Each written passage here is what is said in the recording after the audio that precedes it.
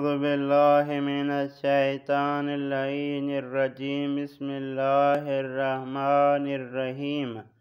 آج ہمارا 10واں درس ہے مقدمہ کتاب فارسی قدیم سے۔ آج کے درس کا پہلا لفظ ہے پا۔ پا یعنی ٹانگیں، پا یعنی ٹانگیں۔ یاد رہے یہ لفظ پا کئی مرتبہ پہلے گزر چکا ہے۔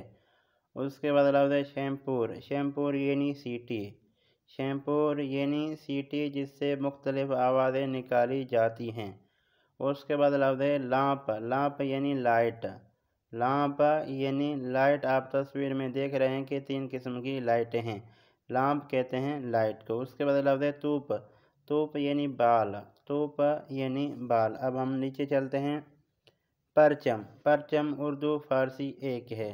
اس کے بعد لفظ پارچ۔ پارچ یعنی جگ، پارچ یعنی جگ۔ اس کے بعد لفظ پسر۔ پسر یعنی لڑکا، پسر یعنی لڑکا۔ اس کے بعد لفظ پیراہن۔ یہ لفظ پیراہن پہلے بھی کئی مرتبہ گزر چکا ہے۔ پیراہن کہتے ہیں شرٹ یا قمیص کو۔ اس کے بعد لفظ پرتگال۔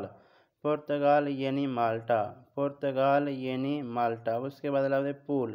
پول کہتے ہیں پیسے کو، پول کہتے ہیں فارسی میں پیسے کو۔ اس کے بعد لفظ پنجرے۔ پنجرے یعنی کھڑکی، پنجرے یعنی کھڑکی۔ اس کے بعد لفظ پارچے۔ پارچے کہتے ہیں فارسی میں کپڑے کو، پارچے کہتے ہیں فارسی میں کپڑے کو۔ اس کے بعد لفظ پدر۔ پدر یعنی باب، پدر یعنی باب۔ اس کے بعد لفظ پیشانی۔ پیشانی وہی پیشانی ہم کہتے ہیں پیشانی، فارسی والے کہتے ہیں پیشانی۔ فقط تلفظ کا فرق ہے، باقی کوئی فرق نہیں۔ انسان کی جو پیشانی ہے فارسی والے اس کو پیشانی کہتے ہیں، ہم کہتے ہیں پیشانی۔ تلفظ کا فرق میں نے آپ کو بتا دیا۔